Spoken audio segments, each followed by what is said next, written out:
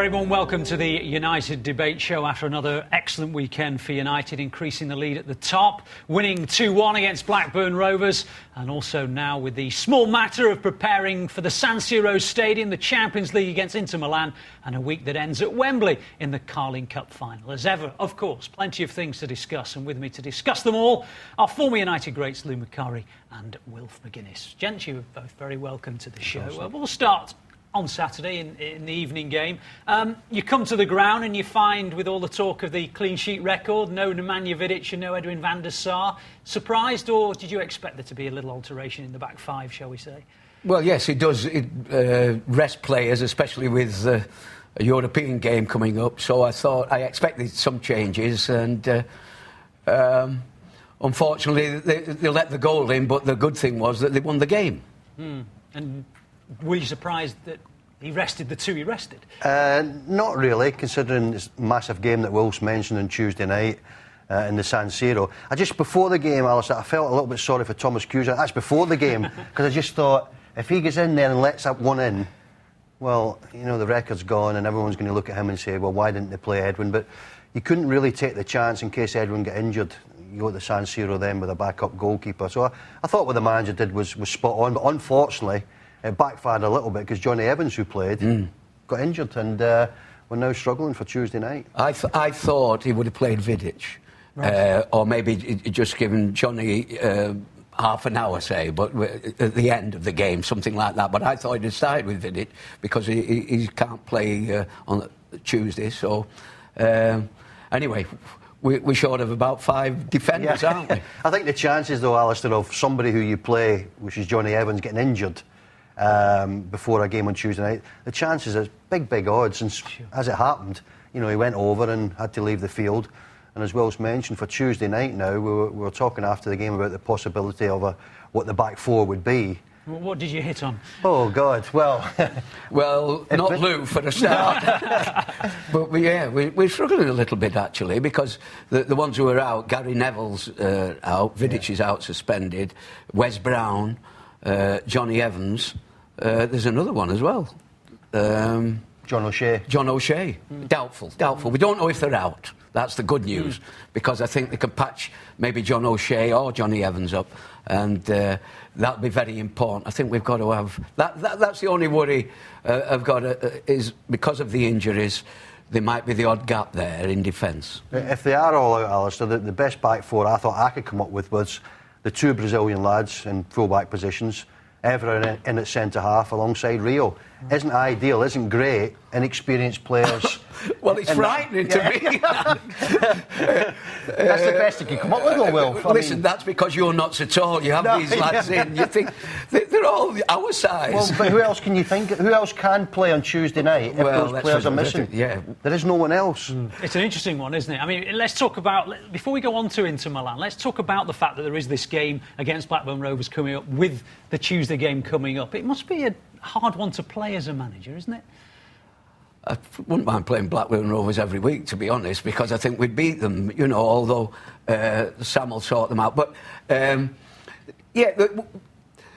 we've been playing lovely football now, a great run, only winning by the odd goal, but the defence has been magnificent. We've looked, when we won the World Club Championship, we were worthy winners of that, of course, and I was delighted with the way that we're starting to play, and the defence, magnificent. It's been brilliant. So I was happy with everything, the way it was going. But some of the teams are going to slip up or have a dip in form. And we've had a slight rock in form, but we've still won the games, which has been important. That's the main thing. Is it always, I mean, people always talk about the next challenge being the next game, but is it always in the back of the mind when you're approaching a game of significance as a former manager yourself? Do you have to have that big fixture in your mind in the previous match? No, I think the players and the management have got that many games coming up, Alistair, that they've got to take it a game at a time. And getting into last week, they would have looked at the Fulham match and Blackburn match to start with, realising if they manage to get 6 points, there's going to be an even bigger gap at the top of the Premier League. So that was the first objective last week. Once those games are out of the way, and I mean, Fulham was quite easy for us. I mean, they were awful, Wilf, weren't they? Mm-hmm. Fulham came to Old Trafford and really didn't give us any problems. Blackburn Rovers was always going to be a little bit more difficult. Sam was at the Fulham game, and There was no way he was going to allow his players to go out and perform the way the Fulham lads did. They didn't compete, they didn't really close people down, but Blackburn did. Went in at half-time 1-1, and Sam would have been delighted with that. But come the end of the game, Manchester United have got the 3 points, which they deserve to get. And then, Alistair, it's focused then on Inter Milan. There's a few talking points from the game, wasn't there? I mean, there was a lot of attention on Cristiano Ronaldo. Yes, he scored a wonderful goal, but then there was that sort of incident, I think, with David Dunn, I think it was. There's always a focus on him, isn't there? Well, definitely, because if you've been picked as the best player in the world, everybody's going to be watching. And Dunn did come in with a foot up, actually. He put his foot down his shin a little bit, and there was a bit of petulance, and the referee looked like he saw it, and he most probably felt the same way, that it is the best player in the world. It was like Beckham in the World Cup that time. Was it the European? No, the World. It was the World Cup, yeah. Yeah, against Argentina. So that sort of thing... he didn't cause a sensation, he just got on because it was a slight retaliation, if you like. People have been sent off or booked for that sort of thing. But because it's Ronaldo, everybody's watching. Other players, they wouldn't have bothered. Whenever I've spoken to managers like yourselves down the years, you always say that the great players have a bit of devil in them. And it's sort of part of their makeup, isn't it? Yeah, I'm not so sure that was what he did on Saturday. Alistair, was devil in him. It was a bit silly, actually, because the talking point after the game was he could have been sent off after he dived and got the yellow card. Had he got a yellow card first time round for the David Dunn situation, you'd have been a player less, and it's not a time of the season to have players missing, especially the best players. But I was delighted from on Saturday, from one thing, the goal, because he'd been hitting those for about the last couple of months, Wilf, and they'd been hitting the wall. They've been going everywhere except where they were going a couple of years ago and last season, which were in the back of the net. So he's got that type of goal again, and I thought come the end of the match, and I've seen him at the end of the match recently, and he hasn't looked that interested. But when the final whistle went, maybe because he scored a fantastic goal, it's been the winning goal, and the team's won, he looked full of himself. And, you know, we need all the best players, not only fit and well, but in good form for Tuesday night. Were you heart in the mouth a little at the end when... the challenge sort of brought down Pedersen as he was going through for Blackburn? I don't think the challenge brought down Pedersen, but if it had happened to us, we would claim a penalty. I'm sure we would. But hands on, if you put your hands up anywhere, there's a chance of giving a penalty away. He did make a meal of it, actually, and I think that's what really stopped the referee giving a penalty. But like people say, well, why didn't he book him for diving? But there was more contact. Well, there was contact, where with Ronaldo there was no contact. But these are things that happen in games, and it's only because it's the best teams and it's the best players that they pick out. That happens every week somewhere. Absolutely. And I was going to say, I mean, the other thing about Saturday, we touched on it already, the end of the clean sheet record. Can that have pluses and minuses when you've got that kind of record going on and on? I think it's a big plus it's gone now, Alistair. Really? Yeah, I do, because, I mean, it was putting pressure, certainly on any goalkeeper that was going to come in. I mean, I thought maybe on Saturday, if there was going to be a replacement, it might have been Ben Foster, but he was on the bench. So the pressure on Cusack before the game started was enormous, because for the previous, 12 or 13 weeks, Edwin van der Sar's kept a clean sheet, defence has been intact. And I felt on Saturday, right from the off, the defence looked edgy. They were making little mistakes where they hadn't been making any mistakes, and it's amazing that the clean sheet record came at a time when there was a lot of changes. You know, Rio had been out the team, Gary Neville had been out the team, Patrice Evra had been out the team, the Brazilian boys came in, John O'Shea came in at right back, then left back, and during that period they managed to get that clean sheet record, and it was fantastic, because, you know, you normally do it with a steady defence, a defence that's intact for, let's say, those previous 12 games, but it chopped and changed, and all credit to the players who played. But Saturday they came on stock, and I just felt with the goal, Thomas did make a bit of a mistake coming out. Had he not come out and stayed on his line, Wilf, did you not feel? I did. I did feel that he could have done better, and he will feel that. But I also, now it's still Edwin van der Sar who's got the record. He still himself has got the record of having clean sheets, and let's hope he can do something to keep it clean on Tuesday, because that is the game now. That is the big game. It's one, especially with Jose Mourinho on the scene, coming out with his little mind games as well. But I must say I'm a Mourinho fan. I am. Yeah, I think he's done it well. kidded people or kidded the players to play well. He's had a great record. So I don't know about you, Lou. Do you? I quite like him. Oh, I do. I think when you look at his record, especially against Sir Alex, he's got the best record of any manager against the Manchester United manager, and he knows what he's doing.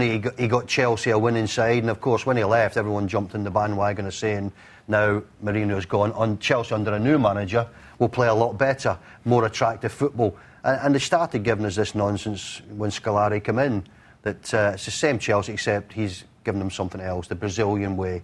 Well, the Brazilian way looked a losing way to me compared to, as Will said, Mourinho. He's a winner. He knows how to win football matches.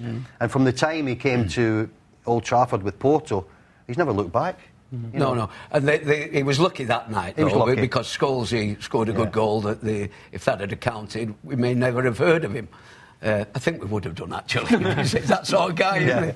But the game needs that sort of person, and I think he's done well wherever he's been, actually. OK, I'll just halt you for the moment, so we've got to go to a break, but that's the topic we're on, Inter Milan. Join us after the break when we're moving on to the Champions League quarter-final. That's what's at stake, the last 16, and the Carling Cup final. Join us for that.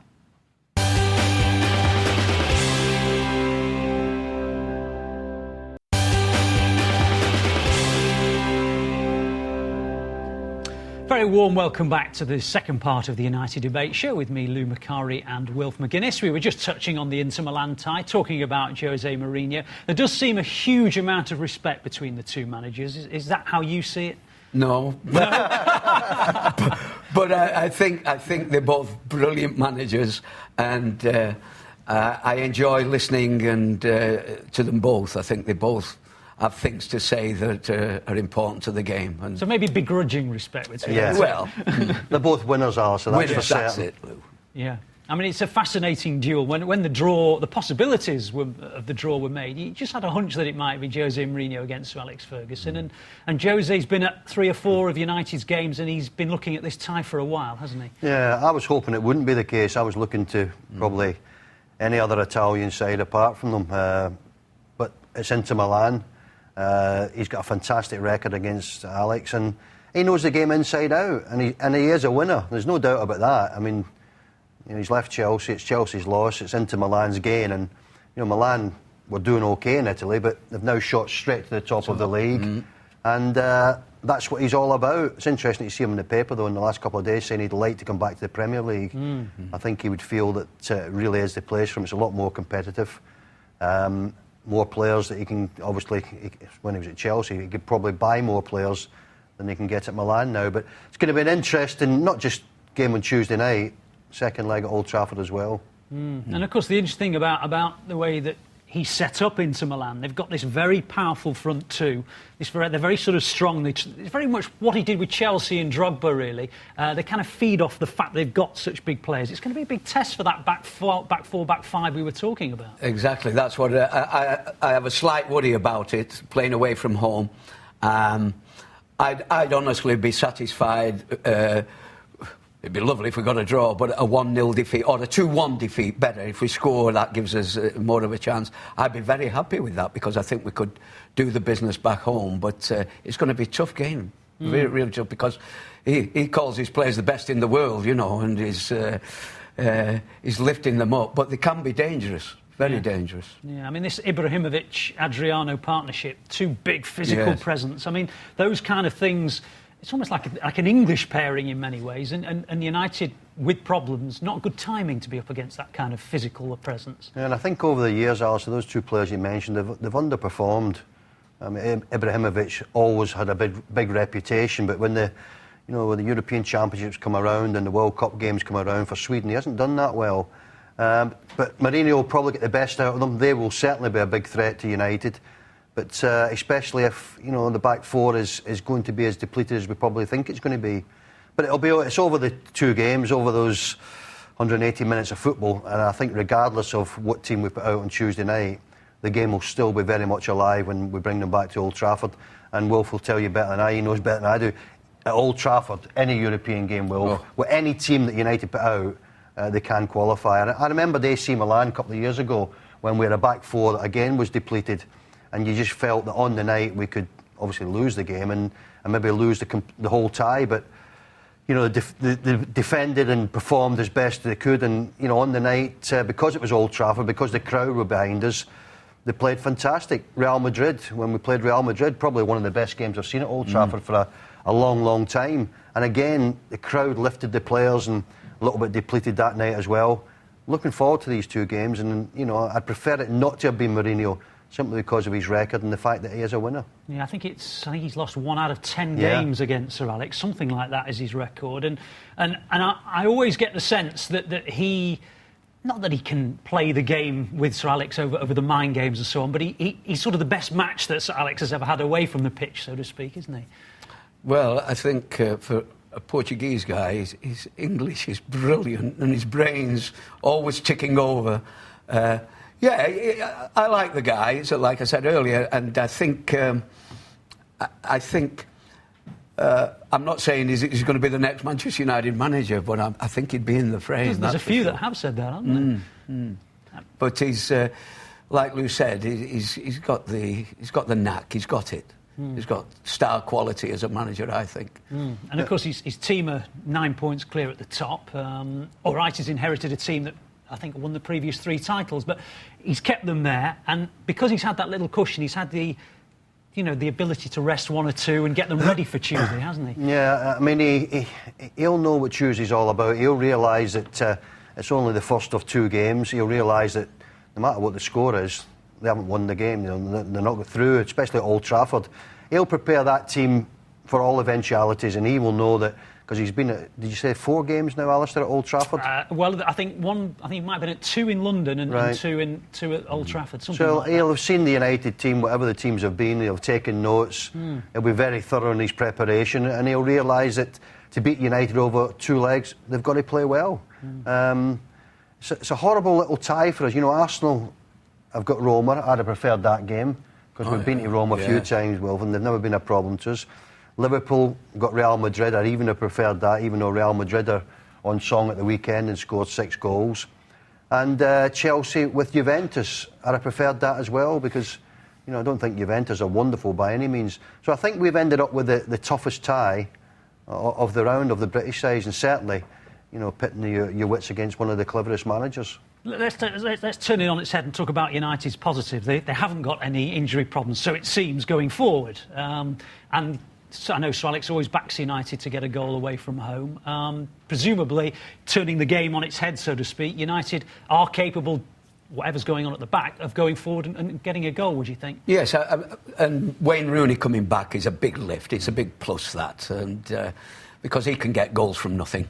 Ronaldo, we know, not that he's playing brilliant, but he can still score goals. He's up there as the top scorer, so for us, so that side's okay, and the players coming through, they're feeding well, they can pass to each other, they can create chances, in other words, and I'm sure we'll get chances if they're alive.